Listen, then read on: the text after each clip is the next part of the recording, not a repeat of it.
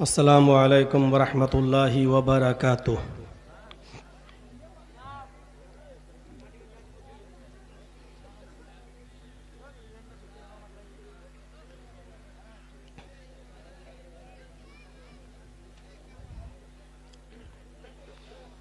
अल्हम्दुलिल्लाह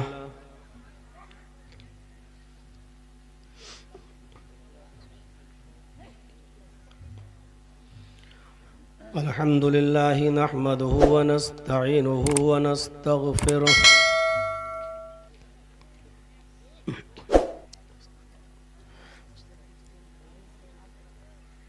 व नऊज़ु बिल्लाहि मिन शुरूरि अनफुसिना व मिन सय्यिआति अमालिना।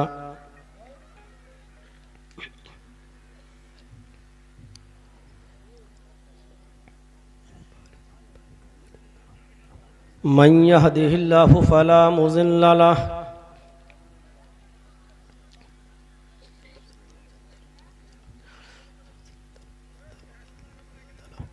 व मन युज़लिल्हु फला हादिय लह।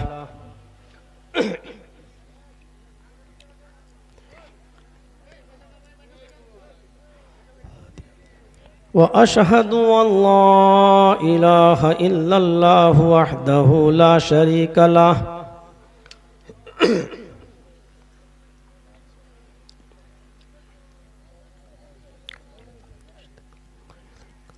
व अशहदु अन्ना मुहम्मदन अब्दुहु व रसूलुहु।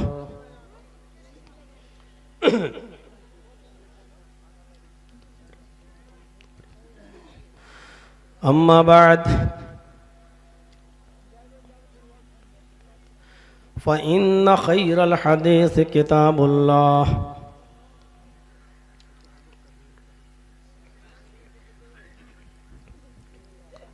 व खैरल हदी हदी मुहम्मदिन सल्लल्लाहु अलैहि वसल्लम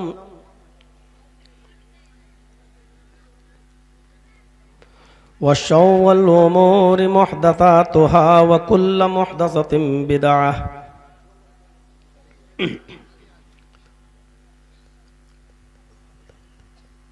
व कुल्लु बिदअतिन ज़लालह व कुल्लु ज़लालतिन फिन्नार।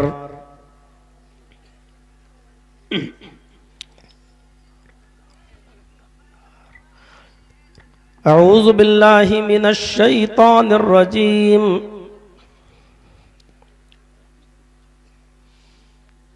बिस्मिल्लाहिर रहमानिर रहीम।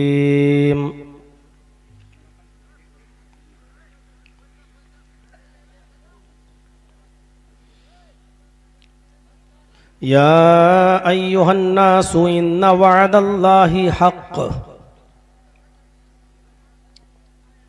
फला तगुर्रन्नकुमुल हयातुद दुनिया वला यगुर्रन्नकुम बिल्लाहिल गरूर।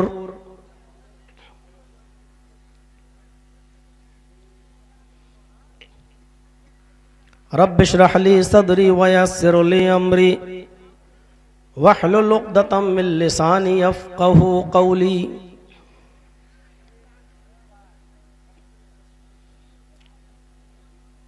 स्टेज पर बैठे हुए मौक़र उलमाए किराम, बिलखुसूस इस इजलास के रूह रवां जनाब डॉक्टर फ़िरोज़ साहब और हमारे मुखलिस मेज़बान जिनके यहाँ मैं अक्सर आता हूँ और कई कई दिन रुकता हूँ, मोहतरम दोस्त डॉक्टर आलमगीर साहब,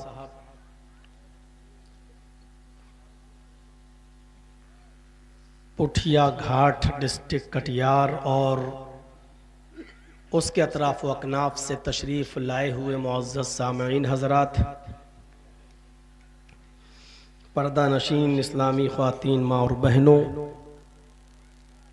नौजवानों, अज़ीज़ बच्चों, आप लोगों की चाहत,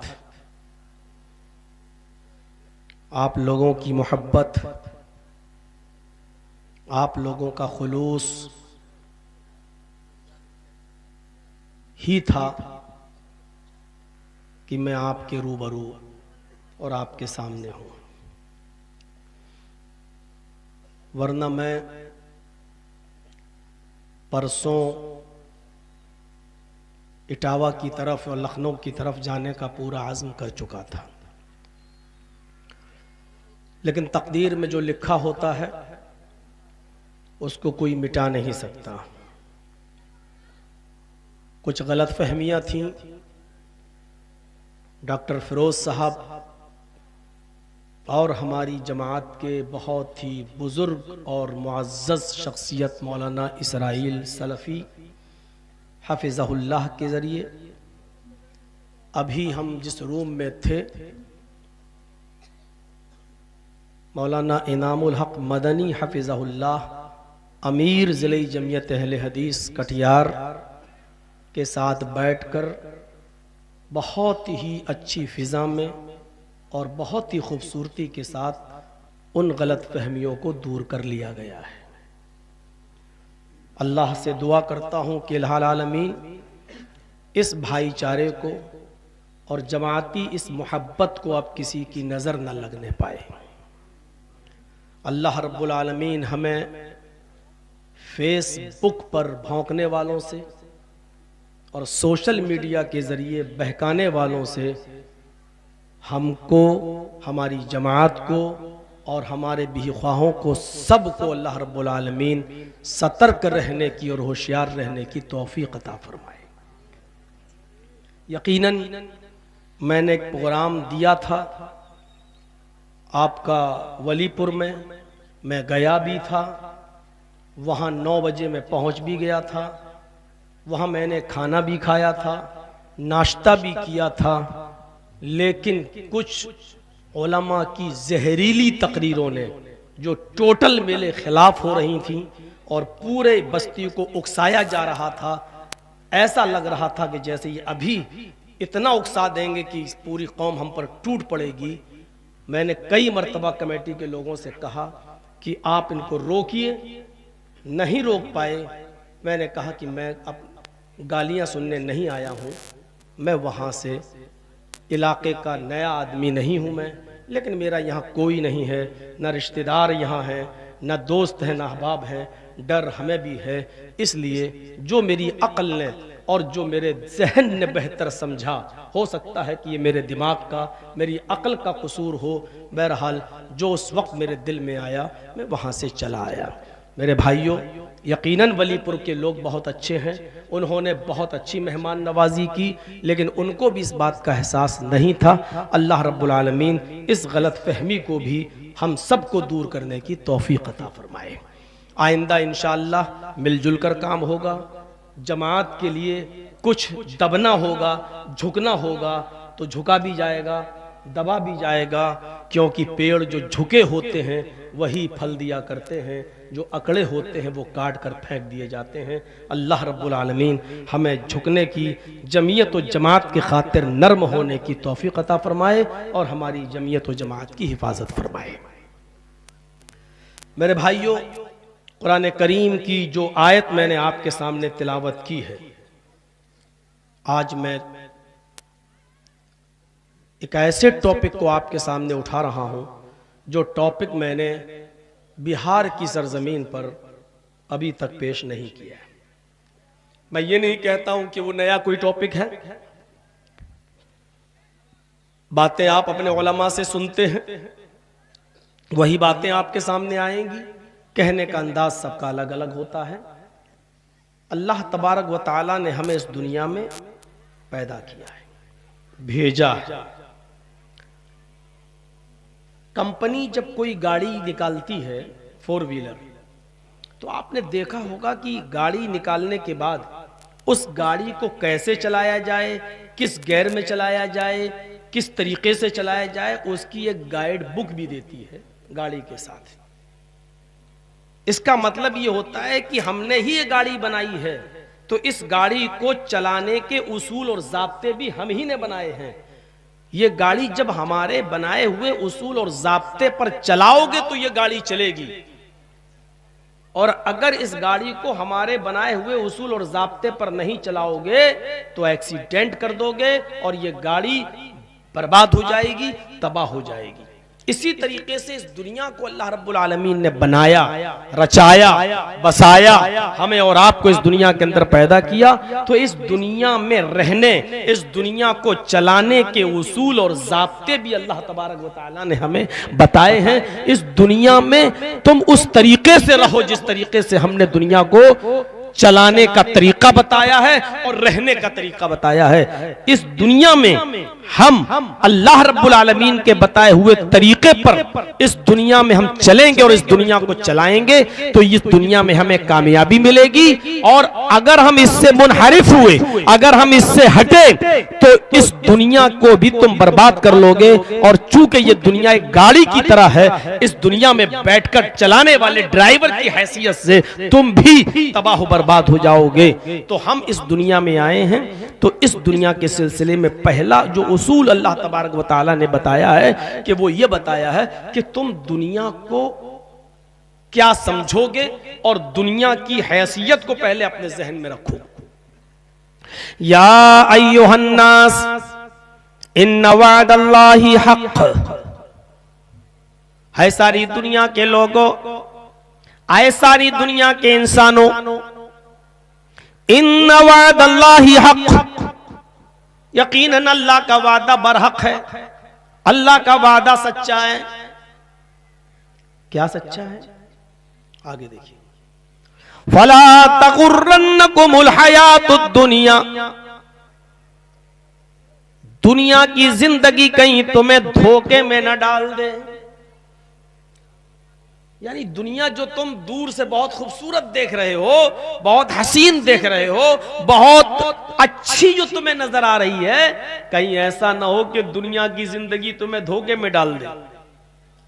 कहीं ऐसा ना हो कि तुम इन्हीं चीजों को, जो ऐशो आराम की चीजें हैं, इन्हीं को तुम सब कुछ समझने लगते हो। हमारे घर में फ्रिज भी होना चाहिए, एयर कंडीशन भी होना चाहिए, हमारे घर में ऐशो आराम की सारी चीजें होनी चाहिए। बुरी नहीं है, होना चाहिए, लेकिन धोखे में मत आ जाना कि यही चीजें आरामदेह हैं, यही चीजों से तुम्हें सुकून मिल सकता है।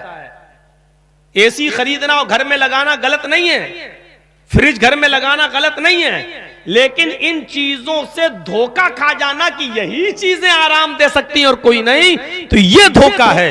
बहुत से घरों में फ्रिज है, लेकिन फ्रिज का पानी आप नहीं पी सकते हो, क्योंकि डॉक्टर ने मना कर दिया कि ठंडा पानी तुम्हारे सांस की मर्ज में, तुम्हारी लंग्स प्रॉब्लम में मुज़िर है, नुकसानदेह है। गौर करो कि फ्रिज को तुमने आराम देने की चीज समझी थी, लेकिन उस फ्रिज का पानी तुम नहीं पी सकते हो, उस फ्रिज में रखी हुई ठंडी चीजें तुम नहीं खा सकते हो। एयर कंडीशन को तुमने आरामदेह चीज समझकर अपने घर में लगा तो लिया, लेकिन डॉक्टर ने मना कर दिया, तुम्हें लंग्स प्रॉब्लम है, तुम्हें सांस की बीमारी है, तुम्हारे फेफड़ों में प्रॉब्लम है, तुम एसी की ठंडी हवा में नहीं रह सकते हो। ये चीजें बुरी नहीं है, अल्लाह का शुक्र अदा करके खरीदो, लेकिन ऐसा ना हो कि इन चीजों पर तुम भरोसा कर बैठो और धोखे में आ जाओ कि यही सारी चीजें हमें आराम दे सकती हैं। नहीं, कितनों को डॉक्टरों ने मना कर दिया, गोश्त नहीं खा सकते हो, ये नहीं खा सकते हो, वो नहीं खा सकते हो, उबली हुई सब्जियां खाओ, ये खाओ, वो खाओ, परहेज बता दिया। तो पहली चीज की तरफ क्या इशारा किया? फला तगुर्रन्नकुमुल हयातुद दुनिया, दुनिया में जो चीजें हमने पैदा की हैं उनको इस्तेमाल करो, उनको अपने फायदे के लिए लाओ, उनसे फायदा भी उठाओ, लेकिन उन चीजों को देखकर तुम धोखे में मत आ जाना। और फिर अल्लाह ने, बच्चों बोलो नहीं, ए बेटा बेटा इनसे कहो शोर मत करो, बैठना हो तो बैठो, नहीं तो चले जाओ। और दूसरी चीज फिर अल्लाह के सिलसिले में अल्लाह ने क्या कहा? वला यगुर्रन्नकुम बिल्लाहिल गरूर, और अल्लाह के बारे में भी, अल्लाह के सिलसिले में भी कोई शैतान तुम्हें धोखे में न डाल दे, कोई धोखा देने वाला तुम्हें धोखे में न डाल दे। पता नहीं अल्लाह है भी कि नहीं, होता तो उसके सामने गुनाह होते हैं, फिर आदमी को अजाब क्यों नहीं देता। अगर अल्लाह होता तो दुनिया में इजराइल इतना फिलिस्तीन पे जुल्म कर रहा है तो अल्लाह को मुसलमानों और ईमान वालों का बुरा क्यों नहीं लग रहा है, और इजराइल को तबाह बर्बाद क्यों नहीं कर रहा है, जालिमों पर अल्लाह का अजाब क्यों नहीं आ रहा है। पता नहीं अल्लाह है भी कि नहीं है। कहीं ऐसा ना हो कि अल्लाह के सिलसिले में भी कोई तुम्हें शैतान धोखे में डाल दे। अल्लाह है, जालिमों को मोहलत दे देता है, शायद संभल जाओ, ये जानते हुए कि तुम जाओगे कहां, आना तो तुम्हें मेरे ही पास है। जैसे मछली का शिकार जब कोई आदमी करता है और डोर डाल देता है, मछली लेके भागती है, समझती है कि हमने ग़िज़ा हासिल कर ली, वो लेके भागती है, और मछली का शिकारी डोर को ढील देता चला जाता है। वो जानता है कि मछली फंस तो चुकी है, भागेगी तो कहां तक भागेगी, आखिर डोर तो हमारे ही हाथ में है, हम खींच लेंगे। तो पहले मछली को थकाता है, और जब वो थक जाती है तो आसानी से उसको खींच लेता है। अल्लाह भी जालिमों को मोहलत देता है, जाओ भागो, दुनिया में करो गुंडागर्दी, करो मक्कारी, खाओ सूद और ब्याज, खाओ हरामकारी, करो जो कुछ भी तुम्हें करना हो करो, लेकिन जाओगे कहां, आना तो तुम्हें मेरे ही पास है, तुम्हारा रिमोट कंट्रोल तो हमारे ही हाथ में। तो पहली चीज ये दुनिया की हैसियत को सामने रखो कि दुनिया की जिंदगी कहीं तुम्हें धोखे में न डाल दे। दूसरी आयत पढ़ रहा हूं, गौर से सुनिए। अल्लाह रब्बुल आलमीन ने दूसरी जगह इरशाद फरमाया, वमा हाज़िहिल हयातुद दुनिया इल्ला मताउल गुरूर। इधर भी वही चीज है, थोड़ा सा फर्क। दुनिया की जिंदगी तो महज धोखे का सामान है। वमा हाज़िल हयातुद दुनिया इल्ला मताउल गुरूर। दुनिया की जिंदगी तो महज धोखे का सामान है। यानी दूर से कोई चीज बहुत अच्छी नजर आती है, करीब जाकर देखो तो कैसा लगता है। दुनिया की हैसियत ऐसे समझो जैसे किसी ने व्हाट्सएप के जरिए या फेसबुक के जरिए या मोबाइल के जरिए किसी से शादी की बात चली, लड़के की या लड़की की, और बात आगे बढ़ते बढ़ते मामला शादी तक पहुंच गया।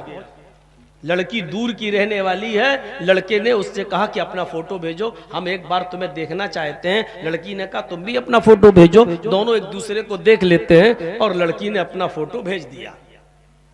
लड़के ने देखते ही उसका दिमाग खराब, माशाअल्लाह क्या खूबसूरत, हाँ मुझे डन पर।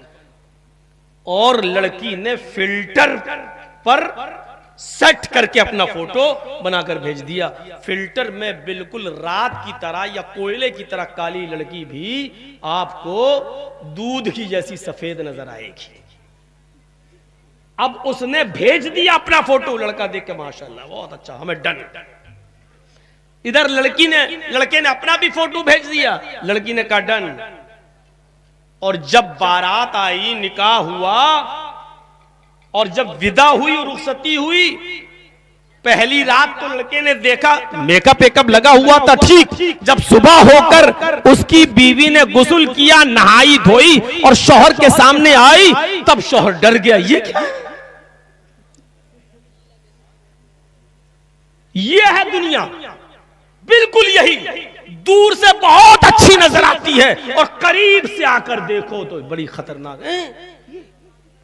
ये हम किस चीज में धोखे में थे। कभी बंबई गए हो, जाओ समंदर के इलाके पे जरूर जाइएगा, जुहू चौपाटी, और 1-2 किलोमीटर की दूर से समंदर पर देखिएगा।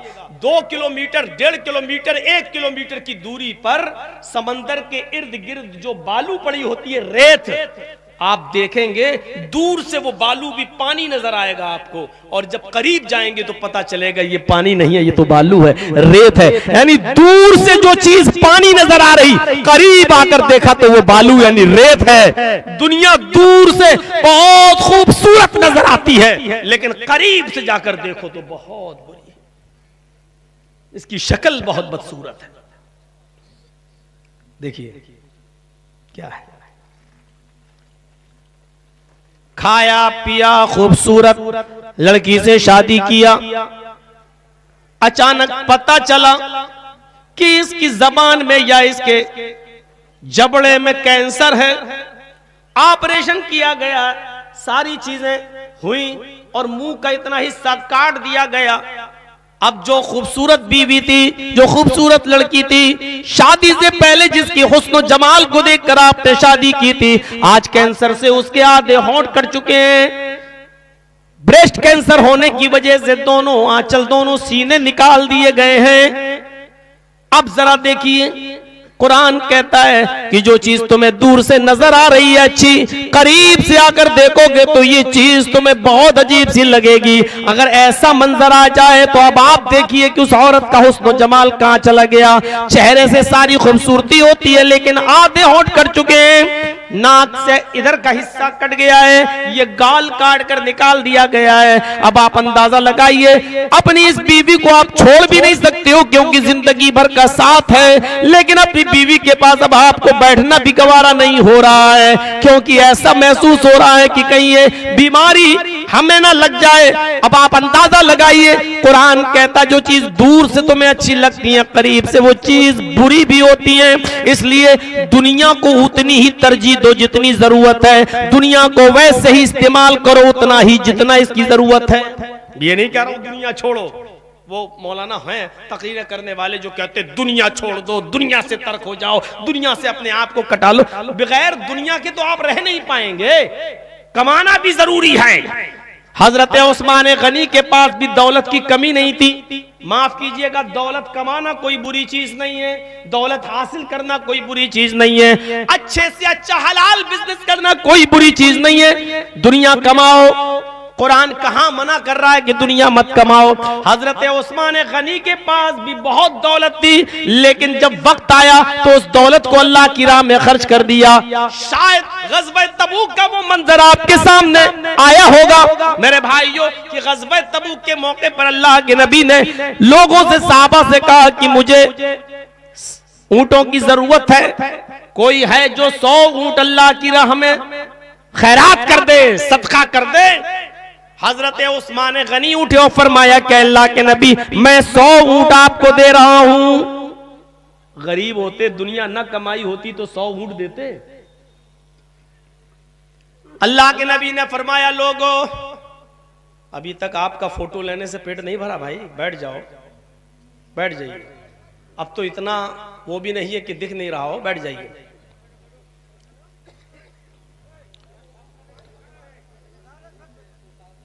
कोई बात नहीं, वो ड्रोन है, वो कैमरा है, अभी चला जाएगा, आप लोग तो बैठिए। 100 ऊंट अल्लाह के नबी सल्लल्लाहु अलैहि वसल्लम को दे दिया उस्मान गनी ने। अल्लाह के नबी फरमाते हैं उस्मान गनी ने 100 ऊंट दिए। लोगों, क्या तुम में से कोई और भी है जो 100 ऊंट दे दे? फिर हजरत उस्मान उठे और फिर कहा अल्लाह के नबी मैं 100 ऊंट और दे रहा हूं, लीजिए। नेक काम में आगे बढ़ना और हुक्म होते ही फिर 100 ऊंट। अगर गरीब होते, दुनिया न कमाई होती तो 200 ऊंट देते, अभी 200 नहीं दिए। आगे सुनते जाइए। अल्लाह के नबी ने फरमाया उस्मान ने 200 ऊंट दे दिए। अब उस्मान के अलावा कोई और भी अल्लाह का बंदा है जो 100 ऊंट दे? हजरत उस्मान तीसरी बार उठे और कहा अल्लाह के नबी मैं 100 ऊंट और दे रहा हूं। कितनी बार अल्लाह के नबी ने मांगा? सुनिए, हदीस के अल्फाज हैं 7 बार, और हजरत उस्मान ने 7 बार खड़े होकर कहा कि मैं दे रहा हूं। गरीब आदमी देता, जिसने दुनिया न कमाई हो वो 100-700 ऊंट देता। लेकिन ये देखिए, कमाना गलत नहीं है लेकिन कमाई को सही जगह पर खर्च करना भी जरूरी है। हजरत उस्मान ने दौलत कमाई जायज तरीके से और खर्च भी किया तो जायज मकाम पर खर्च किया। अपनी बहन और अपनी बेटियों को 20-20 हजार रुपए का एंड्रॉयड मोबाइल लेकर नहीं दिया कि बेटी व्हाट्सएप पे लगी रहो, बेटी फेसबुक पे लगी रहो, बेटी इंस्टाग्राम पे अपनी वीडियो बनाकर टिकटॉक पे डांस करके डालती रहो।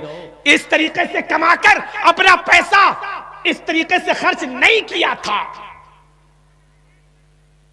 अल्लाह के नबी ने 700 ऊंट उस्मान से लेने के बाद फिर क्या फरमाया, अब मैं कुछ नहीं बोलूंगा, मैं जितना भी बोलूंगा उस्मान ही उठेंगे, एक आदमी पर कितना बोझ डालूं। फरमाया उस्मान अभी जिब्रील मेरे पास आए और जिब्रील ने मुझसे फरमाया मा जर्रा उस्मान, मा जर्रा उस्मान, मा जर्रा उस्मान, मा अमिला बादल यौम कत्तु।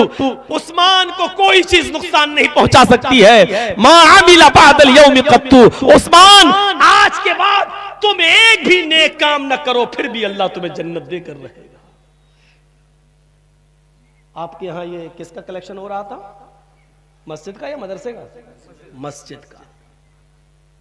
अगर कहूं कि है कोई शख्स जो 10,000 रुपए मस्जिद को दे दे अल्लाह की राह में, और कोई एक आदमी उठे कि जर्जी साहब मैं दे रहा हूं 10,000 रुपए, और मैं फिर कहूं कि अरशद साहब ने 10,000 दिया है, अरशद के अलावा कोई और है जो उठे 10,000 दे, फिर अरशद उठे वो कहे मैं फिर 10,000 दे रहा हूं, फिर मैं कहूं कि अरशद 10-20,000 दे चुके, कोई और है जो अरशद के अलावा 10,000 और दे, और फिर अरशद उठे कि मैं 100 और 10,000 और दे रहा हूं। मेरे भाइयों जरा गौर कीजिए, हजरत उस्मान ने कमाया भी जायज तरीके से था और खर्च भी जायज तरीके पे कर रहे हैं, तब अल्लाह के नबी क्या कह रहे हैं, आज के बाद मेरा उस्मान एक भी नेक काम न करे फिर भी अल्लाह उसको जन्नत देकर रहेगा।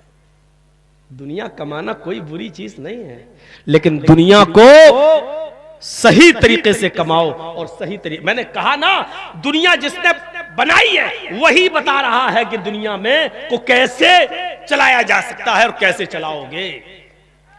अगर दुनिया बुरी होती मुकम्मल तौर पर, अगर दुनिया बुरी होती मुकम्मल तौर पर तो अल्लाह ताला दुनिया के हुसूल के लिए और दुनिया की अच्छाइयों के लिए दुआ ना बताता।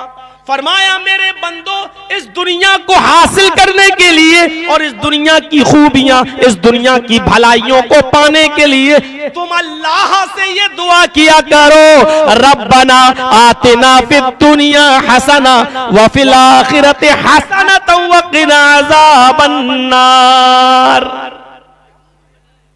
क्या जबरदस्त दुआ सिखलाई, ये नहीं कहा दुनिया से बेताल्लुक हो जाओ। रब्बना आतिना फिद दुनिया हसनतन व फिल आखिरति हसनतन व क़िना अज़ाबन्नार। आय अल्लाह दुनिया में जो खूबियां और जो अच्छाइयां हैं वो तू हमें अता फरमा। रब्बना आतिना फिद दुनिया हसना, आय हमारे रब दुनिया में जो अच्छाइयां हैं जो खूबियां हैं वो तू हमें अता फरमा। व फिल आखिरति हसना, और आखिरत में जो खूबियां हैं आखिरत में जो भलाइयां हैं वो तू हमें अता फरमा।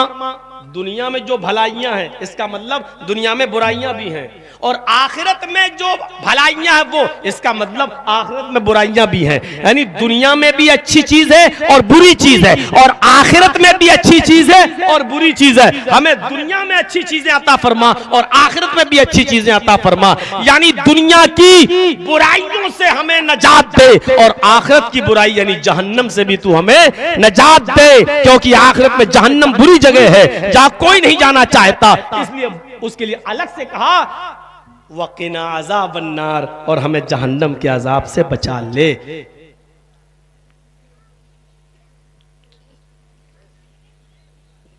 चाय वाले भी घूम रहे हैं डिस्टर्ब करने के लिए, यार बैठ जाओ, जब कोई मांगे तो दे देना भाई, बैठ जाओ। तो रब्बना आतिना फिद दुनिया हसनतन व फिल आखिरति हसनतन व क़िना अज़ाबन्नार। ये अल्लाह ताला ने दुआ सिखाई। दिल चाहता है कि आपको एक और चीज बताएं, मेहनत करना। दुनिया का मतलब छोड़ देने का मतलब ये नहीं है कि बीवी को बच्चों को छोड़ दो और किसी जंगल में चले जाओ और बैठ जाओ, सुभान अल्लाह सुभान अल्लाह सुभान अल्लाह, अल्हम्दुलिल्लाह अल्हम्दुलिल्लाह अल्हम्दुलिल्लाह, अल्लाहु अल्लाहु अल्लाहु। बीवी को खाना कौन खिलाएगा वे? अल्लाह देगा, अल्लाहु अल्लाहु अल्लाहु। आपने कुछ लोगों को देखा होगा जो बिल्कुल सन्यास ले लेते हैं, दुनिया से हम बिल्कुल बेताल्लुक हो गए, कोई ताल्लुक नहीं। ऐसे लोगों को जहां ऐसे लोग मिलते हैं ना, मैं कहता हूं इनको उल्टी छुरी से काटो। ये कौम के ऊपर बोझ बने बैठे हैं। अल्लाह ने दुनिया में मेहनत करके रोजी रोटी को कमाकर अपने बीवी बच्चों को पालने का भी हुक्म दिया है। उनके लिए मेहनत करो, इसको भी इबादत कहा है। कुरान पढ़िए। सबसे अच्छा दिन 7 दिन में कौन सा दिन होता है मालूम है? किसी से पूछो कि यही कहेगा जुमा। जुमे के दिन की इबादत का सवाब भी 7 दिन की इबादत से ज्यादा है। जुमे के दिन की जब अहमियत ज्यादा है तो उस नमाज की अहमियत भी ज्यादा है। लेकिन आप गौर करेंगे, जुमे के दिन की अहमियत ज्यादा है तो 2 ही रकात रखी अल्लाह ने। जबकि क्या है, जुमे हफ्ते में 1 दिन जुमा आ रहा है और इतनी अहमियत है तो 2 रकात नहीं, 6 होना चाहिए, 8 होना चाहिए, 10, क्योंकि बहुत अहम दिन है तो ज्यादा नमाज होना चाहिए, लेकिन 2 ही रकात रख दिया। और क्या कहा? फाइजा कुज़ियतिस सलातु फंतशिरू फिल अर्ज़। आए मुसलमानों, जब जुमे की नमाज पढ़ लो मस्जिद के अंदर तो अब बेकार मस्जिद में बैठकर अपना वक्त बर्बाद न करो। फंतशिरू फिल अर्ज़, अल्लाह की बनाई हुई जमीन में फैल जाओ। मिन फज़लिल्लाह, अल्लाह ने जो रिस्क उतारा है अपनी जमीन के ऊपर उस रिस्क को तलाश करो, यानी अपनी बीवी बच्चों के लिए मेहनत करो और कमाओ और उनको खिलाओ। दुनिया कमाने का हुक्म दे रहा है अल्लाह ताला। इसका मतलब यह है कि अल्लाह का हुक्म मानना इबादत है, यानी बीवी बच्चों के लिए मेहनत करके हलाल रोजी कमाना भी इबादत है। फ़इज़ा क़ुज़ियतिस सलातु फंतशिरू फिल अर्ज़ वब्तगू मिन फ़ज़लिल्लाह। जब जुमे की नमाज जुमे के दिन तुम पढ़ लो और मस्जिद में जुमे की नमाज भी पूरी कर लो तो अब मस्जिद में बैठकर अपना वक्त बर्बाद न करो। फंतशिरू फिल अर्ज़, अल्लाह की जमीन में फैल जाओ। वब्तगू मिन फज़लिल्लाह, और अल्लाह के रिज़्क़ को रोजी रोटी को तलाश करो। ये दुनिया बनाने वाले ने दुनिया कैसे चलाई कैसे चलेगी चलाने का तरीका भी बता दिया। दुनिया हमारे और आपके उसूल से नहीं चल सकती, इसलिए कि दुनिया को हमने नहीं बनाया है। आप कहते ना पैसा हमने कमाया है तो हम जहां हमें मालूम है कि इसको कहां इस्तेमाल करना चाहिए। भाई हमारी जितनी इनकम है उसी हिसाब से हम अपने घर का मैनेजमेंट निकालेंगे ना। बच्चों का पढ़ाई का खर्चा कितना है, बीवी का खर्चा कितना है, हम अपनी बीवी को कितना कपड़ा दे सकते हैं, अपने बच्चों के लिए कितना कपड़ा हम बनवा सकते हैं। हमारे इनकम जितनी है उसी हिसाब से मैनेजमेंट करेंगे, क्योंकि पैसा हमारा तो तरीका भी हमारा चलेगा कि कैसे इस्तेमाल करें। आप दखल नहीं दे सकते। इसी तरीके से जब दुनिया अल्लाह ने बनाई है तो अल्लाह की बनाई हुई दुनिया अल्लाह के बताए हुए तरीके पर चले।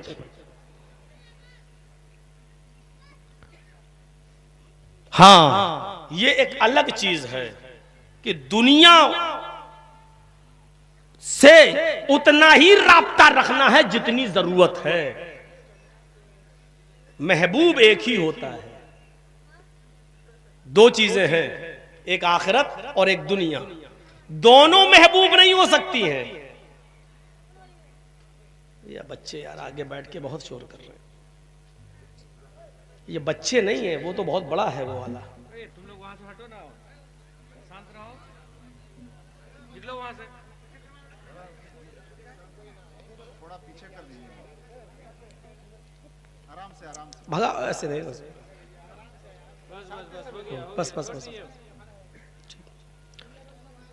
मेरे भाइयों गौर से सुनिएगा, जो बात मैं बताने जा रहा हूं, महबूब एक ही होता है।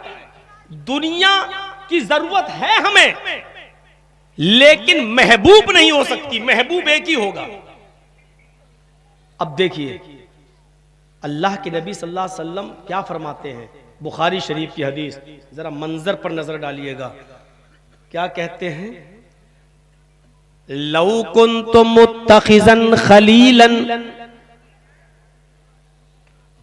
लकुन्तु अबा बकरिन लत्तखज़तु अबा बकरिन खलीला। बुखारी की रिवायत, कितनी प्यारी बात कही। लौ कुन्तु मुत्तखिज़न खलीलन, अगर मैं किसी को महबूब बनाता, खलील बनाता, अगर मैं किसी को महबूब बनाता, खलील बनाता, लत्तखस्तु अबा बकरिन खलीला, तो मैं अबू बकर को महबूब बनाता, अबू बकर को खलील बनाता। इस हदीस से देखिए क्या मसला निकलता है। अल्लाह के नबी ने कहा कि अगर दुनिया में मुझे किसी को महबूब बनाना होता, खलील बनाना होता, तो मैं अबू बकर को खलील बनाता, लेकिन अल्लाह ने मुझे अपना खलील बना लिया।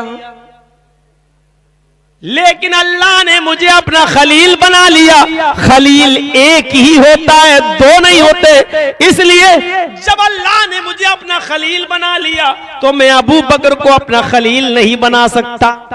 अबू बकर से मोहब्बत थी, इतनी मोहब्बत थी अबू बकर सिद्दीक से अल्लाह के नबी को कि जब चलते थे तो अबू बकर को अपने साथ ले जाते थे, जब उठते थे तो अबू बकर को अपने साथ उठाते थे, जब कहीं जाना होता था तो अबू बकर को अपने साथ ले जाते थे। कई जगह आपने फरमाया दखल तो अना वो अबू बकरिन, मैं फला घर में दाखिल हुआ तो अबू बकर मेरे साथ थे। खरज तो अना वो अबू बकरिन, मैं किसी जगह से निकला तो अबू बकर मेरे साथ थे। मैं कयामत के दिन कब्र से उठूंगा तो अबू बकर मेरे साथ होंगे। मैं मैदान महशर पे हौज़े कौसर पे बैठ के पानी पिलाऊंगा, अबू बकर मेरे साथ होंगे। मैं जन्नत का दरवाजा खटखटाऊंगा और सबसे पहले मैं जन्नत में दाखिल होऊंगा तो अबू बकर मेरे साथ होंगे। मेरे भाइयों, इतनी दोस्ती, इतनी गहरी और सच्ची मोहब्बत, लेकिन अल्लाह के नबी इसके बावजूद क्या कह रहे हैं कि अगर मुझे खलील और महबूब किसी को बनाना होता तो मैं अबू बकर को बनाता, लेकिन महबूब एक ही होता है, इसलिए अल्लाह ने मुझे अपना महबूब बना लिया। दुनिया और आखिरत। अब सुनो, आए पुठिया घाट डिस्ट्रिक्ट कटिहार के लोगों, इस सीमांचल की बस्ती में रहने वालों, सुनो, दुनिया और आखिरत में एक चीज को आपको अपना महबूब बनाना होगा, और याद रखना महबूब एक ही होता है। आप दुनिया को अपना महबूब बनाएंगे या आखिरत को अपना महबूब बनाएंगे, यह फैसला करना हमारी और आपकी, हर इंसान की जिम्मेदारी है। अपने गरीबान का बटन खोले और झांके कि आप दुनिया को अपना महबूब बनाओगे या आखिरत को अपना महबूब बनाओगे। हाँ, दोनों को अपना महबूब बनाने से पहले सोच लो दुनिया की जिंदगी और आखिरत की जिंदगी में कितना बड़ा फर्क है। दोनों जिंदगी है, दुनिया की भी और आखिरत की, दोनों में फर्क कितना है।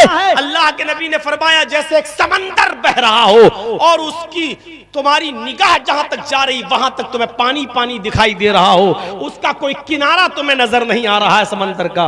इतने बड़े समंदर में से उंगली डालो, इतने बड़े समंदर में उंगली डालो और उंगली डालने के बाद उंगली निकालो तो उस उंगली में कितना पानी निकलेगा?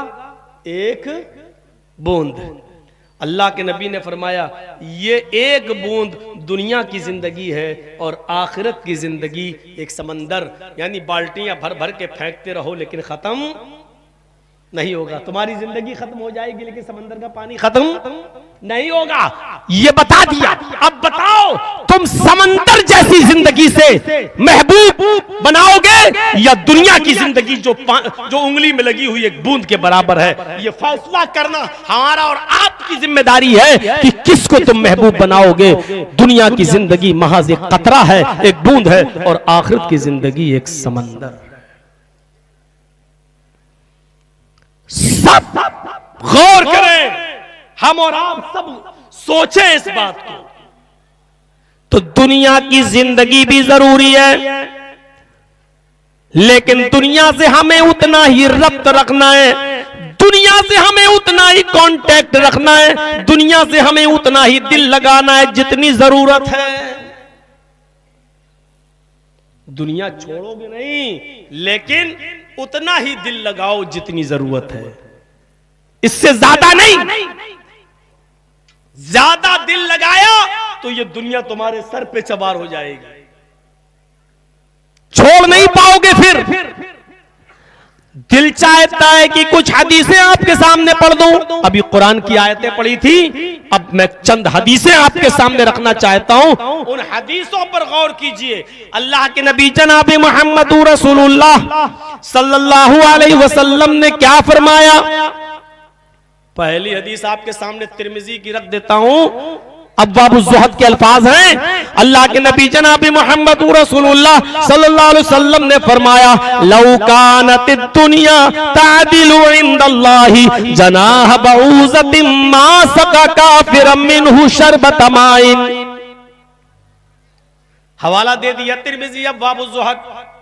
लोगों, दुनिया की जिंदगी अल्लाह की नजर में, लोगों दुनिया की जिंदगी अल्लाह की नजर में इतनी हकीर है दुनिया, इतनी जलील है दुनिया, अल्लाह की नजर में इतनी हेज है दुनिया। लौ कानत दुनिया तादिलु इंदल्लाहि जनाह बऊज़ा, मच्छर के पर के बराबर भी अल्लाह की नजर में इज्जत नहीं रखती, मच्छर के पर के बराबर भी अल्लाह की नजर में कोई हैसियत नहीं रखती। लौ कानत दुनिया तादिलु इंदल्लाहि जनाह बऊज़ा, लौ कानत दुनिया तादिलु इंदल्लाहि जनाह बऊज़ा। अल्लाह के नबी फरमाते मच्छर के पर के बराबर भी, किसी से खड़ा करके पूछो मच्छर का पर देखा है? अरे मच्छर तो फिर भी बड़ा होता है, मच्छर का एक पर है? ऐसे मसल देते मार दिया, रगड़ दिया। मच्छर का जो पर होता है, अल्लाह के नबी कहते हैं इस पर के बराबर भी अल्लाह इस दुनिया को हैसियत नहीं देता है, अल्लाह की नजर में उसकी कोई कदर नहीं है। अगर मच्छर के पर के बराबर भी होती, यार मच्छर कितना हकीर है, कितना सा। लौ कानत दुनिया तादिलु इंदल्लाहि जनाह बऊज़ा, मच्छर के पर के बराबर भी अगर अल्लाह की नजर में दुनिया की कद्र होती, दुनिया की इज्जत होती, तो अल्लाह रब्बुल आलमीन मा सका काफिरम मिनहु शरबत माइन, तो किसी काफिर को एक घूंट पानी भी नहीं पिलाता। आज ये काफिर जितना पानी पी रहे हैं इस दुनिया से, और बढ़िया बढ़िया नेमतें खा रहे हैं, एयर कंडीशनों में सो रहे हैं, 5 स्टार होटलों में रह रहे हैं, बड़े बड़े महलों में रह रहे हैं, अल्लाह की नजर में मच्छर के पर के बराबर भी उनकी हैसियत नहीं है। अगर मच्छर के पर के बराबर भी होती तो किसी काफिर को एक घूंट पानी भी नहीं पिलाता। बिल्डिंगें रहो, ये मकान तुम्हारा रहो, ये महल तुम्हारा रहो, हमारी नजर में उसकी कोई हैसियत नहीं है। अगर इतनी सी भी हैसियत होती तो हम, इतनी भी हैसियत होती तो हम इस दुनिया से तुम्हें एक घूंट पानी भी नहीं पिलाते। पानी पी रहे हो, हमारी बनाई हुई जमीन पर रह रहे हो, हमारी बनाई हुई बिल्डिंग हमने तुम्हें अकल दी और उससे तुम बिल्डिंगें बनाकर तैयार करके रह रहे हो, ये हमने अकल दी। रहो इसलिए कि हम इस दुनिया को मच्छर के पर के बराबर भी हैसियत नहीं देते हैं। अब आप अंदाजा लगाओ कि अल्लाह की नजर में दुनिया की हैसियत क्या है।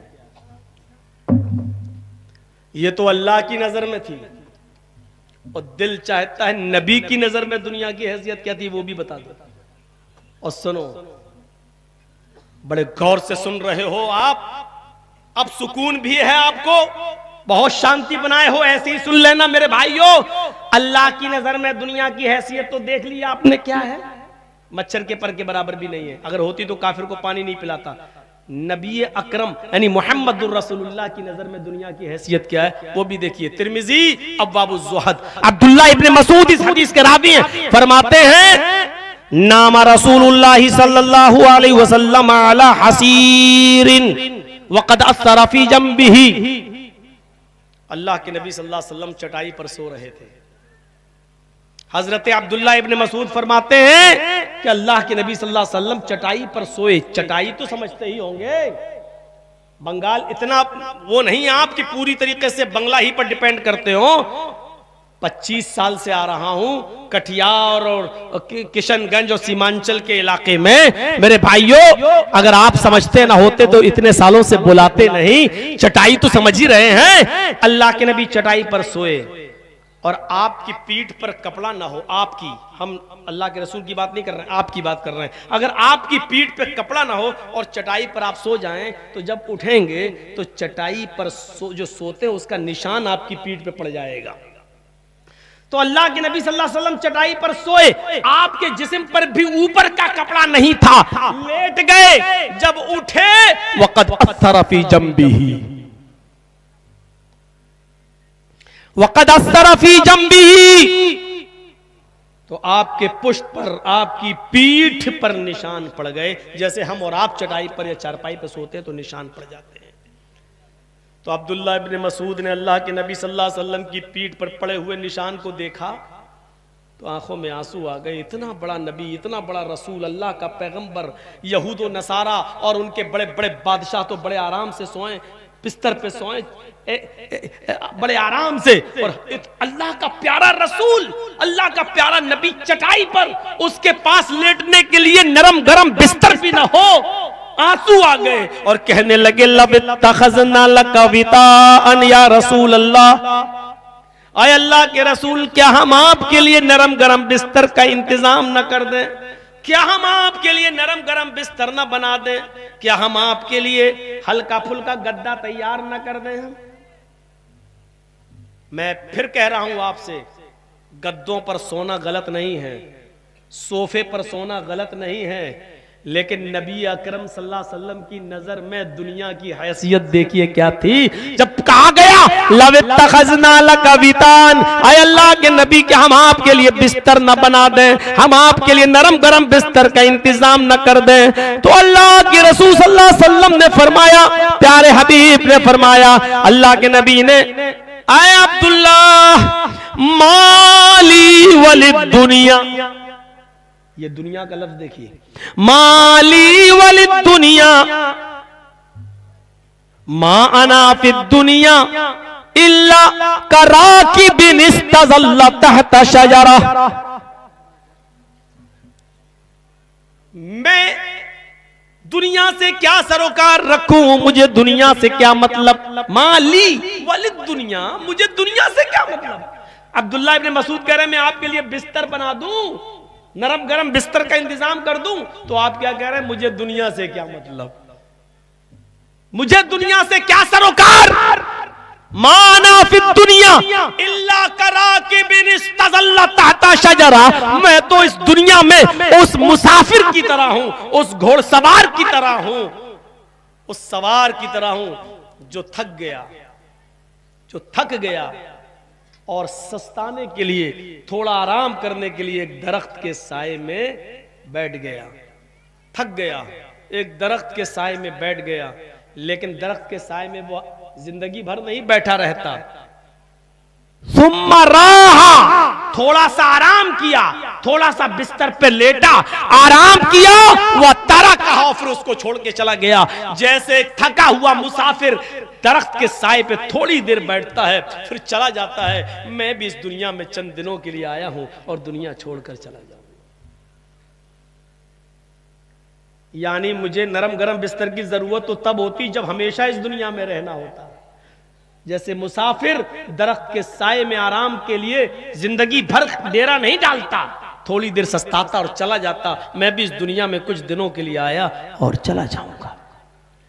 अब्दुल्ला इब्ने उमर का ये कांधा पकड़ा अल्लाह के नबी ने, अब्दुल्ला इब्ने उमर का ये कांधा पकड़ा और मोंडा पकड़ के उनको उठाया और फरमाया, या अब्दुल्ला कुन फिद दुनिया का अन्नका गरीबुन व आबिरु सबील, आए अब्दुल्ला दुनिया में तुम बिल्कुल अजनबी मुसाफिर की तरह रहो, बिल्कुल अजनबी बनकर रहो, बिल्कुल मुसाफिर की तरह रहो। जैसे अजनबी आदमी को कोई नहीं जानता, ऐसे ही समझ लो कि ये दुनिया हमारे लिए गरीब है, अजनबी है। जैसे मुसाफिर किसी शहर का सफर करता है, जैसे जर्जी साहब लखनऊ से इटावा से आपकी बस्ती में आए, 21 तारीख को जयनगर में बोले, 22 तारीख को मैहरपुर में बोले, और बोलते बोलते आज 29 तारीख का गई, जो कुटिया, जो आपकी पुठिया और कटिहार की सरजमीन पर है, बस से चंद दिन रहे और कल फिर अपने वतन वापस चले जाएंगे, कल फिर अपनी बस्ती में वापस पहुंच जाएंगे। तो जैसे एक मुसाफिर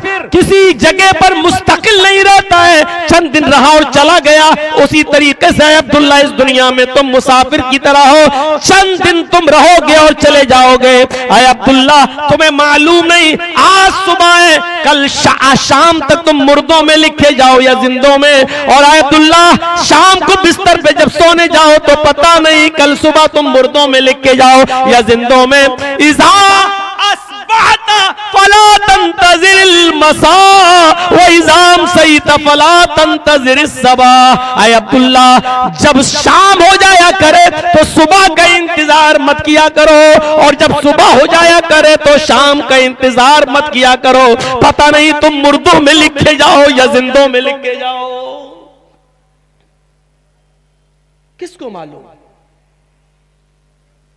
जरजीत साहब कल अपने वतन जा रहे हैं, किसको मालूम कि खैरियत से पहुंच भी पाएंगे या नहीं पहुंच पाएंगे।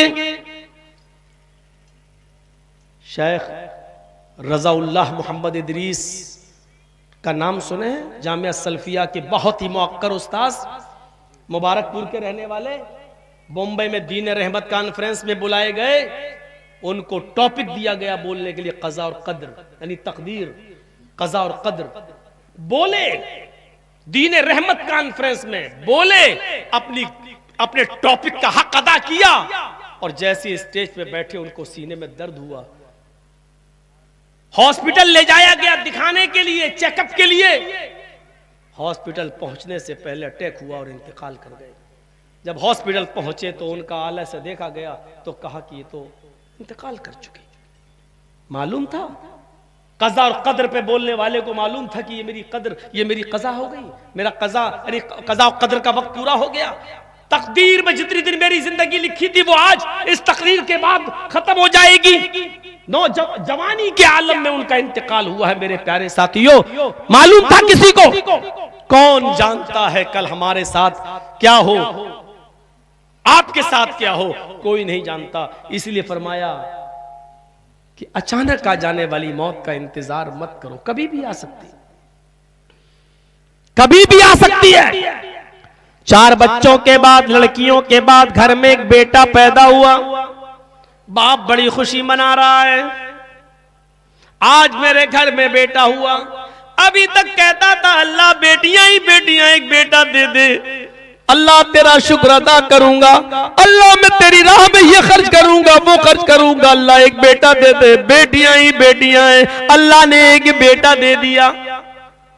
बेटा दिया, मुबारकबाद मिलने लगी। 4 बेटियों के बाद एक बेटा, अल्लाह तेरा का शुक्र है। बस 7 दिन पूरे हुए, अब भूल गया कि मेरे घर में बेटा देने वाली जात अल्लाह की है। उसने मेरी दुआ सुनी, अब आलीशान तरीके से अकीका कर रहा है। अकीके में सुन्नत भूल जाता है, वो ऐरों गैरों को बुलाने लगता है। उसकी दावत में शराबी और जुआरी आने लगते हैं, कुछ छक्के भी आते हैं, डांस भी करने लगते हैं। किसी ने पूछा ये क्या कर रहे हो? अल्लाह ने एक बेटा दिया है, धूमधाम से अकीका करूंगा। घर में बेटा धीरे धीरे बड़ा होने लगा। 4 साल का हुआ, 5 साल का हुआ, उसने उसको कॉन्वेंट में एडमिशन दिला दिया। अरबी पढ़ने के लिए मौलाना साहब को रख लिया। मौलाना साहब आते, शाम को बच्चे को पढ़ाते, अलिफ बा ता सा कुरान पढ़ाने सिखा रहे हैं। उसके लिए स्कूल में कोई सब्जेक्ट नहीं है, घर में उस बच्चे को मौलाना रख लिया कि आओ ट्यूशन पढ़ा देना। कॉन्वेंट के बच्चों को ट्यूशन पढ़ाने के लिए मेरे बेटे को साइंस और बायो पढ़ाने के लिए जो टीचर आता है वो 5000 रुपए महीना लेता है, लेकिन मौलाना साहब हमारे बच्चे को कुरान पढ़ाने आते हैं तो 500 रुपए दिए जाते हैं। यह है कुरान पढ़ाने वाले मौलवी की कदर कीमत, और वो है कॉन्वेंट के बच्चे को साइंस और बायो पढ़ाने वाले को 5000 रुपए देना। और कुरान जो पढ़ाने आ रहा है घर में मौलाना हाफिज, उसको आप 500 रुपए दे के निपटा रहे हैं। मेरे भाइयों, बच्चे का जहन देखकर मौलाना साहब ने कह दिया उसके बाप से, आपका बेटा बड़ा ज़हीन है, जो पढ़ाता हूं फौरन याद कर लेता है। अगर अपने बच्चे को हाफिज बना लो या आलिम बना लो तो बहुत अच्छा हाफिज बनेगा, बहुत अच्छा आलिम बनकर निकलेगा। मौलाना साहब भूल गए, अल्लाह से दुआ कर करके बेटा मांगा है। चूंकि वो बच्चा 7-8 साल का हो चुका है, कॉन्वेंट में पढ़ रहा है, 3rd और 4th में आ चुका है। मौलाना साहब की बात से बाप गुस्से में आ गया, क्या कह रहे हो, मौलाना बना लूं? नहीं, बच्चा बड़ा ज़हीन है, मौलाना बना दो। तुम्हें कितनी तनख्वाह मिलती है मस्जिद में? मौलाना साहब ने कहा 5000, 6000, 8000। बस ये बनाऊं मैं अपने बच्चे को? इतना तो मेरे बच्चे की शादी के बाद उसकी बीवी के मेकअप का खर्चा पूरा नहीं हो पाएगा। गृहस्थी चलती है। मौलाना साहब कुरान पढ़ाइए और जाइए चुपचाप। मौलवी तो बेचारा पहले ही से मरा हुआ होता है। कभी मुक्तदी उसको सुनाते हैं, कभी मस्जिद का मुतवल्ली उसको सुनाता है। उस मरे हुए को मारते हो, उस मरे हुए से लड़ते हो। मेरे भाइयों, समाज उस सोसाइटी में जिसको पहले ही मार डाला हो, उस मरे हुए को मारना ये कौन सी बहादुरी का काम है? ये कौन सी अक्लमंदी का काम है? उस गरीब को डांटना और फटकारना ये कौन सी अक्लमंदी का काम है? उस दिन की तारीख से वो कुछ नहीं बोला, आता पढ़ाता और चला जाता। लड़के ने इंटर कर लिया बायो से, नीट का एग्जाम दिया और वो कंपटीशन में कामयाब हुआ, एमबीबीएस करने लगा। एमबीबीएस में भी कामयाब होकर उसने एमडीएमएस भी कर लिया। मेरे भाइयों, उसको एक अच्छी लड़की भी मिल गई। वो लड़की भी पढ़ी लिखी थी, वो एक अच्छी लड़की भी मिल गई। और उस लड़की के बाप ने इस दामाद को, यानी इस बाप के बेटे को, जिसका बेटा था, उसको 4 व्हीलर गाड़ी भी दे दी कि तुम हॉस्पिटल आओगे जाओगे या आने जाने के काम आएगी। लड़के की उम्र 25 साल, शादी भी हो गई। अभी मशवरा ये होता है 2-4 साल तक बच्चे नहीं होना चाहिए, हमें थोड़ी सी तरक्की कर लेना चाहिए। मियां बीवी प्लानिंग कर लिए, बच्चे नहीं होना चाहिए। डॉक्टर साहब रोजाना हॉस्पिटल जाते, शाम को वापस आते। मेरे भाइयों, एक दिन यही डॉक्टर साहब रात में पेशेंट को देखकर 12 बजे के आसपास जा रहे हैं और अपने घर की तरफ रवा दबा है। फोन करते हैं कि मेरी बीवी गरम रोटी बना लेना, मैं आ रहा हूं। जा रहे हैं 4 व्हीलर पर। ये वही 4 व्हीलर है जो जहेज में मिली है, ये वही 4 व्हीलर है जो लड़की के बाप ने दी है। उधर से ट्रक आ रहा है, ट्रक का ड्राइवर, मेरे भाइयों, ट्रक का ड्राइवर नशे में, ओवरटेक में गलती होती है और गाड़ी और कार टकरा जाती है। डॉक्टर साहब पहचाने नहीं जा रहे हैं। On spot dead body. किसी ने खबर दी कि तुम्हारे बेटे का इंतकाल हो गया। बाप दौड़ता हुआ भागते हुए आया, अपने बेटे की डेड बॉडी को देखता है, कपड़ों से पहचानता और गाड़ी से पहचानता है। हाँ, गाड़ी तो मेरे बेटे की है। कपड़ों से पहचानता है कि हाँ, ये तो मेरे बेटे के ही कपड़े हैं। बाप चाहता है कि अपने बेटे की लाश को ले ले। पुलिस कहती है नहीं, पहले पोस्टमार्टम होगा, उसके बाद तुम्हें दिया जाएगा। अल्लाह, बेटा मेरा, मुझे ही बेटे को ले जाने को नहीं मिल रहा है, मेरा बेटा मुझको ही नहीं दिया जा रहा है। कानूनी कार्रवाई होती है, पोस्टमार्टम होता है और पोस्टमार्टम के बाद बॉडी दे दी जाती है। सुबह 10 बजे गुस्ल दिया जाता है, 12 बजे गुस्ल दिया जाता है। जोहर के बाद मिट्टी का ऐलान होता है। जैसे ही डॉक्टर साहब की बॉडी को सामने रख दिया जाता है, सफे लग जाती है मस्जिद के बाहर कि जनाजे की नमाज होगी। मौलाना साहब अपने हुजरे में बैठे हुए हैं। ये वही मौलाना है जो इसी डॉक्टर साहब को कुरान पढ़ाने जाया करते थे। ये वही मौलाना साहब है जिनको 500 रुपया कुरान पढ़ाने का मिलता था। ये अपने हुजरे में बैठे हुए हैं, सफे लग चुकी है। लोगों ने आवाज दी लेकिन मौलाना साहब आने का नाम नहीं ले रहे। किसी ने दरवाजा ठोका, मौलाना बाहर निकले, फरमाया सफे लग चुकी है, जनाजा आ चुका है और आप यहाँ बैठे, जनाजा कौन पढ़ाएगा? डॉक्टर साहब बैठ, मौलाना आते हैं, कहते हैं किसका जनाजा है? मालूम सब था। का फला डॉक्टर साहब का उनके बाप कहाँ है? का ये। फरमाया कि आप आइए, आप इसके बाप हैं, आप आगे आइए और जनाजा पढ़ाइए। बाप ने कहा मौलाना साहब, हमें जनाजा कहां पढ़ाना आता है, हम जनाजा पढ़ाना कहां जानते हैं, हमें दुआएं कहां याद है। तुम मस्जिद के मौलाना हो, सबका जनाजा पढ़ाते थे, फिर मेरे बेटे का जनाजा क्यों नहीं पढ़ाते? मौलाना साहब ने आज जूता मारा। अरे हमारी हैसियत क्या है? आपके इतने बड़े डॉक्टर बेटे का जनाजा पढ़ाऊं, हमें तो 8,000 रुपए महीना मिलता है, इतने पे तो आपके बेटे की बीवी के मेकअप में खर्च हो जाते होंगे। हमारी हैसियत इतनी बड़ी नहीं है कि मैं आपके बेटे का जनाजा पढ़ा सकूं। हम बहुत गरीब लोग हैं। लड़के के बाप से कहते हैं, डॉक्टर के बाप से कहते हैं, हम बहुत गरीब घर के आदमी हैं, जितने हम कमाते हैं उसका तो आपके बेटे की बीवी मेकअप में खर्च कर देती है। लड़के के बाप को एहसास हुआ अपने उन जुमलों का जो मैंने कभी कहा था, मौलाना साहब सॉरी, माफ कीजिए, आज तंज न मारिए। ठीक है, कोई बात नहीं। जब सॉरी कह दी तो बात ही खत्म। मौलाना साहब आगे खड़े हो गए और जनाजे के लिए अल्लाहू अकबर कहने ही वाले थे कि एक और तंज मारते हैं और कहते हैं, अरे डॉक्टर साहब के वालिद साहब, सच बताओ आज तुम्हारे बेटे की बॉडी के मैं ज्यादा करीब हूं या आप? बाप ने सर नीचे कर लिया। मौलाना साहब ने कहा अल्लाहू अकबर और जनाजे की नमाज पढ़ा दी। मेरे भाइयों, एहसास करो कि इस अचानक मौत का क्या पता कितनी मेहनत से उस बाप ने पढ़ाया होगा, लिखाया होगा और क्या क्या सपने सोचे होंगे। लेकिन अचानक इंतकाल, ये अचानक इंतकाल हमारा भी हो सकता है और आपका भी हो सकता है, किसी का भी हो सकता है। जरा तसव्वुर करो कि इस मौत से पहले हमने क्या तैयारी की।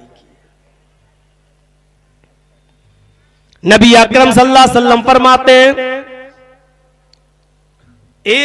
हजरत अली फरमाते हैं, हजरत अली, बुखारी की रिवायत है, वान अलीन क़ाल, हजरत अली ने फरमाया, इर्तहलत दुनिया मुदबिरतन, ये दुनिया पीठ दिखाकर भाग रही है। ये है दुनिया की हैसियत। थोड़ा सा जर्जीस साहब से कोई मुंह फेर के बात कर ले तो जर्जीस साहब कहेंगे, भाग, तो हमसे इतना भाग रहा, मैं तुझसे इतना भागूंगा। ये होता है ना आज के जमाने में। आप किसी से मिलना चाहते हैं और वो आपको भाव नहीं दे रहा हो तो आप कहेंगे भाग, तो हमको भाव नहीं दे रहा, मैं, वो इतना भागेगा आप इतना भागेंगे, वो इतना भागेगा आप इतना भागेंगे। दुनिया के बारे में अल्लाह हजरत अली क्या कह रहे हैं, इर्तहलत दुनिया मुदबिरतन, अरे दुनिया पीठ दिखा के भाग रही है। तो हमारा तरीका क्या होना चाहिए? दुनिया अगर हमें पीठ दिखा के भाग रही है तो हमें दुनिया को पीठ दिखा के भागना चाहिए। भाग, तू इधर जा रही है, भाग, हम क्यों तेरे पीछे पड़े, ये होना चाहिए। हम दुनिया के पीछे पीछे भाग रहे हैं, दुनिया हमें पीठ दिखा रही है। अरे अगर मैं कभी आसपास की बस्ती में अगर 20 साल पहले या 15 साल पहले आया था और आज 15 साल के बाद आ रहा हूं, तो इसका मतलब यह है कि इस दुनिया ने मुझे 15 साल पीठ दिखा दी है, यानी हमसे इतनी दूर हो चुकी है और हम आखिरत के इतने करीब हो चुके हैं। भाई मेरी उम्र, मैंने पहली तकरीर इस इलाके में, मौलाना तौहीद साहब तो बैठे बैठे खर सो गए हैं, इन्हीं के इलाके में तीतवारी में हुई थी। इस इलाके में सबसे पहला जो मेरा प्रोग्राम हुआ था वो तीतवारी में हुआ था। जब तीतवारी में हुआ तो उस वक्त मेरी उम्र थी 17.5 और तीतवारी का प्रोग्राम करने के बाद फिर मेरी दूसरी तकरीर हुई बंबई के अंदर बांद्रा में। उस वक्त मेरी उम्र थी 17 साल 10 महीना, यानी 2 महीना रह गया था 18 साल होने में। वो मेरी तकरीर थी जो सबसे पहले बाल ठाकुर के खिलाफ में बोला था और स्टेज पे ही पकड़ लिया गया था। वो तो जेल ले जाने की तैयारी हो रही थी, लेकिन नाबालिग होने की वजह से बच गया। 2 महीना और पूरा हो गया होता तो वहीं पहुंच गया होता जहां संजय दत्त बंद था। वहीं से लॉकअप में 1-2 दिन रखने के बाद, 1.5 दिन रखने के बाद, वहीं लिखा पढ़ी करने के बाद 50,000 रुपए, उस जमाने में 50,000 रुपए का मुचलका भर के छोड़ दिया गया था, एग्रीमेंट हो गया था। तो मेरे भाइयों गौर करो, 18 साल 2 महीने कम थे उस जमाने से तकरीरें करते करते अब आप अंदाजा लगाइए इस वक्त मेरी उम्र है 46। साल 46, इतना लंबा जमाना जो गुजरा है, उस वक्त से मैं बिहार और बंगाल और झारखंड की सरजमीन पे आ रहा हूं। आप अंदाजा लगाइए हमारी जिंदगी क्या बता रही है। इतना हम आखिरत के करीब हो गए और इतने दिन की जिंदगी दुनिया हमसे दूर हो गई। और इतने दिन से जो लोग सुन रहे हैं उनकी जिंदगी ये बतला रही है कि आप भी दुनिया से उतना दूर हो गए और आखिरत से करीब हो गए। अल्लाह के नबी कहते हैं इर्तहालत दुनिया मुदबिरतन, हज़रत अली कहते हैं दुनिया पीठ दिखा के भाग रही है, वल आखिरत मुक़बिलतन, और आखिरत सामने आ रही है। दुनिया तो पीठ दिखा के भाग रही है और आखिरत सामने आ रही है, यानी दुनिया पीछे और आखिरत सामने। तो जो सामने है उसको देखो, जो सामने है जहां तुम्हें जाना है उसको देखो। वलिकुल्लि वाहिदतिन मिनहुमा बनून, और इन दोनों में से हर एक के बच्चे हैं, यानी दुनिया की भी औलादे हैं और आखिरत की भी औलादे हैं। क्या मिसाल दे रहे हैं हजरत अली, दुनिया के भी बेटे हैं और आखिरत की भी बेटे हैं, दुनिया की भी औलाद हैं और आखिरत की भी औलाद है, दुनिया के भी बच्चे हैं और आखिरत के भी बच्चे हैं। फिर फरमाया कूनू मिन अबनाइल आखिरा वला तकूनू मिन अबनाइद दुनिया, ओ लोगो आखिरत के बेटे बनो, दुनिया के बेटे मत बनो। आखिरत के बेटे कहलाओ, दुनिया के बेटे मत कहलाओ। अंदाजा लगाओ, एक कब्र पे अल्लाह के नबी बैठे, मैयत को दफन किया जाना है, अभी कब्र खुद रही है, आप बैठ जाते हैं, अभी थोड़ा सा वक्त बाकी है कब्र के खुदने में, आप बैठ जाते हैं और लकड़ी के तिनके से जमीन कुरेद रहे हैं, बैठकर ऐसे ऐसे कर रहे हैं। एक सहाबी ने पूछा अल्लाह के रसूल किस सोच में पड़े हैं आप, किस सोच में पड़े हैं आप, लकड़ी के तिनके से जमीन कुरेद रहे हैं, जमीन की मिट्टी को ऐसे ऐसे खुरच रहे हैं, कुछ सोच रहे हैं आप। अल्लाह के नबी फरमाते हैं इस्तगफिरू लिअखीकुम, अपने भाई के लिए मगफिरत की दुआ मांगो, अपने भाई के लिए बख्शिश की दुआ करो। फसलुलान, अभी उससे सवाल और जवाब होगा, हिसाब व किताब लिया जाएगा। गौर कीजिए, मैयत अभी दफन नहीं हुई है, दफन होने से पहले अल्लाह के नबी सहाबा को क्या मैसेज दे रहे हैं। हम जमीन कुरेद नहीं रहे, हम ये सोच रहे हैं कि अल्लाह रब्बुल आलमीन के फरिश्ते जब इस कब्र में हिसाब व किताब लेंगे, सवाल व जवाब लेंगे, तो कौन साबित कदम रहेगा और कौन नहीं रहेगा। आपको फिक्र आखिरत हो रही है, आखिरत की फिक्र हमें और आपको होना चाहिए। मेरे भाइयों, हमें अपने बच्चों को भी आखिरत से जोड़ना चाहिए। आप फजर में उठिए तो अपने बच्चों को भी फजर में उठाइए, अपनी बीवी को भी फजर में उठाइए, इसलिए कि अल्लाह के नबी ने फरमाया जब तुम्हारे बेटे 7 साल के हो जाएं तो उनको मस्जिद में ले जाओ, और 10 साल के होने के बाद भी नमाज न पढ़े तो तुम उनको मारो, मार मार के ले जाओ। पता ये चला कि 10 साल के बाद बच्चे पर नमाज माफ नहीं है, 10 साल के बाद उसको हर हाल में मस्जिद के अंदर ले जाना है। अब कयामत के दिन अगर हाजी नमाजी जन्नत में जा रहा होगा तो उसका बेटा सामने आकर कहेगा अल्लाह मेरे बाप को तू जहन्नम जन्नत में भेज रहा है और मेरे लिए जहन्नम, ये बेइंसाफी कैसी। अल्लाह कहेगा तेरे बाप ने तहज्जुद पढ़ी, नमाजों की पाबंदी की, इबादत की, वो जन्नती है, तूने ये तमाम चीजों का ख्याल नहीं रखा, तू जहन्नमी है। आवाज आएगी इस आदमी की तरफ से, बेटे की तरफ से, आए अल्लाह उसने तेरा हक तो अदा किया लेकिन मेरा हक अदा नहीं किया। वो खुद तो नमाज पढ़ता था लेकिन बेटा होने की हैसियत से, बीवी होने की हैसियत से कभी इसने मुझसे नहीं कहा कि नमाज पढ़ो। अच्छा खासा नमाजी भी अब जहन्नम में चला जाएगा। अल्लाह कहेगा आए मेरे बंदे, तूने मेरा हक तो अदा किया लेकिन मेरे बंदे का हक मारा है, मेरी बंदी का हक मारा है। मैं अपना हक तो माफ कर सकता हूं लेकिन मैं अपने बंदे और बंदी का मारा हुआ हक माफ नहीं कर सकता। फरिश्तों उठाओ, इस बात को भी जहन्नम में फेंक दो, इस शोहर को भी जहन्नम में फेंक दो। नमाज पढ़ने वाला जहन्नम में चला जाएगा इसलिए कि वो खुद नमाज पढ़ता था लेकिन अपनी औलाद को नमाज के लिए नहीं उठाता था। वो खुद तो नमाज पढ़ता था लेकिन अपनी बीवी को नमाज के लिए नहीं कहता था। इसलिए याद रखिए हर किसी के हुकूक हैं, हर किसी के ऊपर अल्लाह अपने हक में माफी दे सकता है, लेकिन अगर बंदों के हक मारोगे तो अल्लाह रब्बुल आलमीन भी माफ नहीं करेगा जब तक कि बंदा माफ ना करे। दुनिया में तो हम माफ कर देंगे एक दूसरे को, अभी गिले शिकवे खत्म, हमने माफ किया उन्होंने माफ, बात खत्म। लेकिन आखिरत में गिले शिकवे खत्म नहीं होंगे। क्यों? वहां कोई कहेगा हम माफ नहीं। अब तो वहां ये होगा कि हमारे पास अगर नेकियां खत्म हो गई और आपका हक बाकी है तो आपका गुनाह मेरे ऊपर लादा जाएगा। वहां माफी तलाफी नहीं होगी, वहां माफी तलाफी नहीं होगी। बहुत सी नमाजें, रोजे, हज और ज़कात लेकर जाओगे ना, लेकिन लोगों के हक मारे होगे, क्या होगा? चलो इतनी नेकियां इसको दो, नेकियां दी, अभी इसका हक बाकी है, ये नेकियां इसको दो, नमाजें खत्म, रोजे खत्म, हज खत्म, ज़कात खत्म, इसकी शादी वो खत्म, अभी भी हक बाकी है लोगों के। अल्लाह भी इसने मेरे साथ ये किया, अल्लाह कहेगा नेकी दो, नेकी खत्म, अब क्या किया जाए? अल्लाह कहेगा उसके गुनाह इसके ऊपर डालो। इससे बड़ा गरीब इंसान कौन होगा?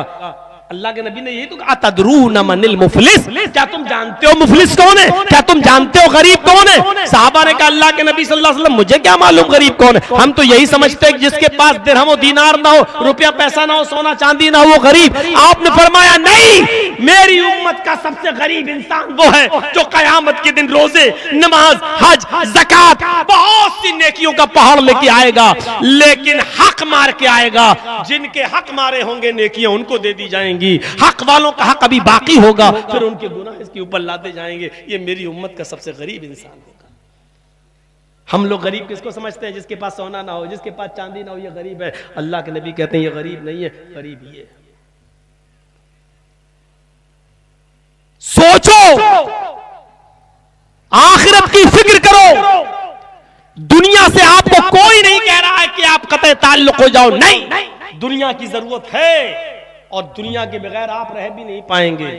लेकिन मिसाल देखिए, साया जानते हैं ना, साया, जैसे हम खड़े हो गए, ये हमारी परछाई, हमारा साया इधर है, इधर पीठ किया, साया पीछे हो गया।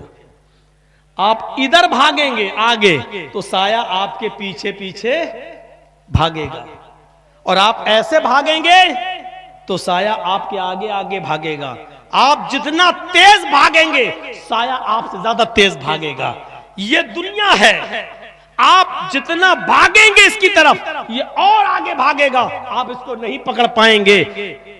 यानी दुनिया चीख चीख के कहेगी एयर कंडीशन है, अब फ्रिज भी ले लो, फ्रिज ले लिया, अब ये भी ले लो, ये ले लिया तो अब बाइक ले लो, बाइक ले ली, काश फॉर्च्यूनर और होती, ये ले लो।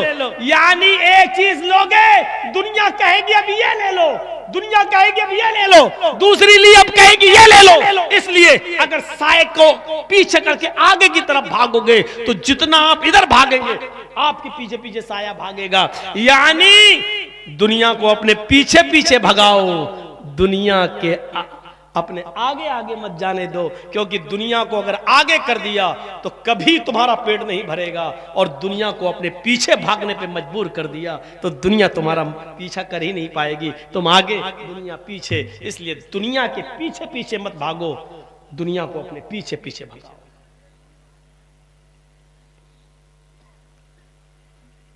सऊदी अरब जाते हैं बहुत से लोग बेचारे, गल्फ कंट्री कमा के लाते हैं बहुत पैसा, चलो घर बना लें। घर बनाते हो ना, बड़ा शानदार घर बनाया, लेकिन घर बनाते वक्त घर में टॉयलेट भी बनाते हो, बाथरूम बनाते हो कि नहीं बनाते हो? दुनिया की हैसियत एक बाथरूम की तरह है। बहुत अजीब मिसाल है मेरी, लेकिन देखिएगा, दुनिया की मिसाल एक बाथरूम से मैं दे रहा हूं। घर बनाते वक्त एक बाथरूम भी बनाते हो, उसी घर में मेहमान का कमरा अलग है, गेस्ट आएंगे तो यहां रुकेंगे, रुकेंगे। अपना और अपनी बीवी के सोने का कमरा अलग बनाते हो, ये हस्बैंड वाइफ का रूम, बच्चों का रूम अलग बनाते हो, ठीक है, डाइनिंग रूम अलग बनाते हो, इसमें खाना खाएंगे, किचन अलग, बहुत अच्छे सिस्टम से आपने बाथरूम बना, और इधर बाथरूम बनाते हो, घर में ही है बाथरूम। लेकिन ये बताओ, जितना वक्त आप अपने पर्सनल रूम में देते हो, क्या उतना वक्त बाथरूम में देते हो? टॉयलेट में भी उतना वक्त देते हो? नहीं। जबकि टॉयलेट में भी पत्थर बिछा हुआ है, संगे मरमर बिछा हुआ है, अच्छा एग्जिट फैन लगा हुआ है, गर्मी नहीं लगती है, गर्म हवा बाहर निकल जाती है, फ्लैश भी अच्छा है, धोते भी अच्छा, क्लीन साफ, उसके अंदर खुशबू भी लगा दी, खुशबू भी आ रही है, बहुत साफ सुथरा टॉयलेट है आपका, माना। लेकिन क्या उस टॉयलेट के अंदर भी आप रहते हो? बस गए 5 मिनट बैठे, जरूरत से फारिग हुए, हाथ धोया और बाहर आ गए, लैट्रीन साफ है, बाथरूम साफ है, टॉयलेट साफ है, लेकिन जरूरत के तहत आप इस्तेमाल करते हो, जरूरत पूरी, बाहर आ गए। मैं पूछना चाहता हूं, आपको बाथरूम की जरूरत है, लेकिन हर वक्त बाथरूम इस्तेमाल नहीं करते हो। बस दुनिया की जरूरत है, दुनिया को बिल्कुल ऐसे ही इस्तेमाल करो जैसे बाथरूम को जरूरत के तहत इस्तेमाल करते हो।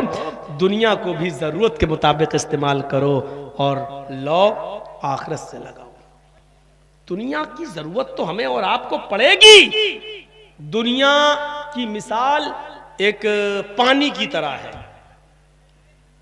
सुन लीजिए, दुनिया पानी की तरह है। जैसे पानी की जरूरत जमीन को भी है, पानी की जरूरत आपके घर को भी है, पानी की जरूरत पौधों को भी है, पानी की जरूरत हमें भी है, आपके बच्चों को भी है।